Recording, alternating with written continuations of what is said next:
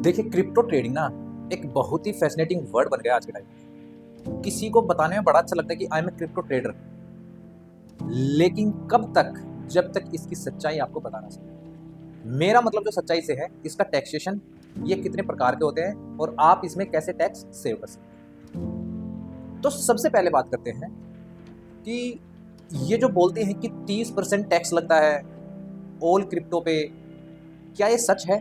और है तो कहां तक सच है? तो जो सबसे पहली बात आती है ना, वो आती है कि क्रिप्टो ट्रेडिंग कितने प्रकार की होती है। So there are two type of crypto trading.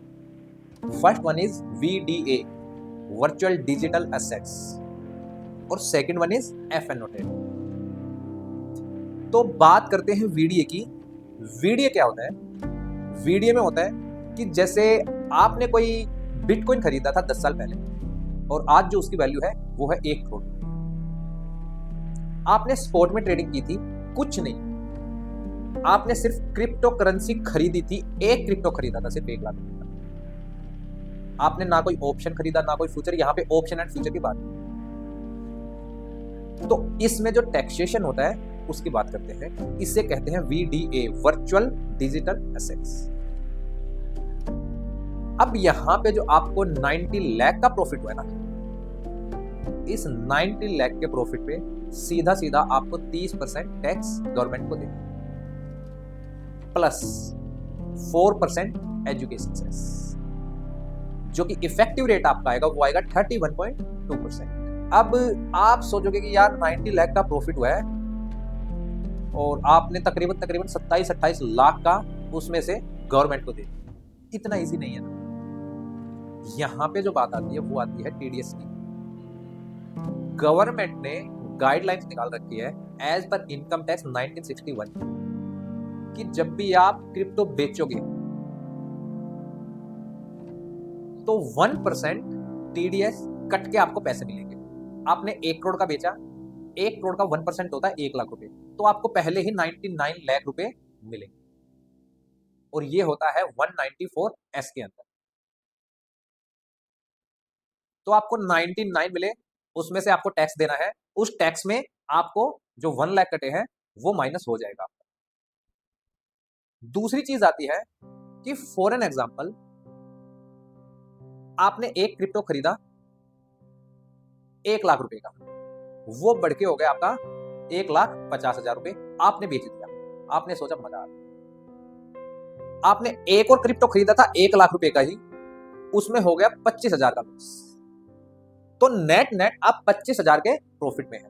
आप बोलोगे कि 25,000 पे 30% टैक्स लगेगा और उसके हिसाब से देंगे, लेकिन यहां पे आता है ट्विस्ट। जो सबसे बेकार बात है इस चीज की वो यही है कि आपका जो लॉस है वो दूसरे क्रिप्टो के प्रॉफिट से सेट ऑफ भी नहीं। मीन्स आपको जो टैक्स देना पड़ेगा इस केस में वो देना पड़ेगा 50,000 रुपए पे, ना कि 25,000 रुपए। और जो आपका TDS कटेगा, आपने सेल किया तो जिसमें प्रॉफिट था वो 1.5 लाख का बेचा, 1% वहां पे कटवाना पड़ेगा। जिसमें लॉस हुआ वो आपने 50,000 रुपए का बेचा, 1% TDS आपका वहां पे भी कटेगा। तो सबसे पहली बात, अगर आप स्पॉट में ट्रेडिंग कर रहे हो, आपने कोई VDA होल्ड कर रखा है, तो वहां पे सीधा सीधा 31.2% का टैक्स लगेगा आपको। और अगर आपका कोई लॉस होता है तो वो आपके प्रॉफिट से सेट ऑफ भी नहीं होगा और वो आप कैरी फॉरवर्ड भी नहीं कर सकते। अब इस केस में आप बोलोगे कि कौन सी ITR फाइल करनी है। इसमें ITR 2 फाइल होती है नॉर्मली, लेकिन आप बोलते हो कि मेरा तो ये बिजनेस ही है भाई, मैं तो यही बिजनेस कर रहा हूं, मैं तो क्रिप्टो बेचता खरीदता हूं स्पॉट में, ना कि फ्यूचर एंड ऑप्शन। यहां पे स्पॉट की बात, तो आप उसे ITR 3 में भी दिखा सकते हो as a business income. Otherwise आपको ITR 2 ही फाइल करना है। ITR 2 में एक ऐसा VDA का क्लोज आएगा और इस क्लोज के अंदर आपको अपनी पूरी ट्रांजैक्शन दिखानी पड़ेगी कि हमने ये क्रिप्टो खरीदा, इतने रुपए में खरीदा, इतने में बेचा, इतने का प्रॉफिट किया। जिसमें लॉस है वो भी दिखाना पड़ेगा, ना कि प्रॉफिट।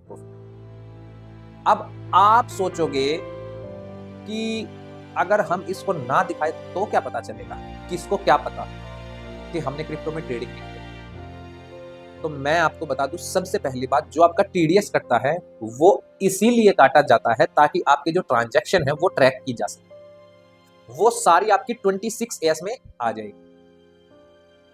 अगर फिर भी आपने नहीं दिखाया तो उस केस में 60% का टैक्स लगेगा आपको, और जो पेनल्टी और जो इंटरेस्ट है वो अलग है।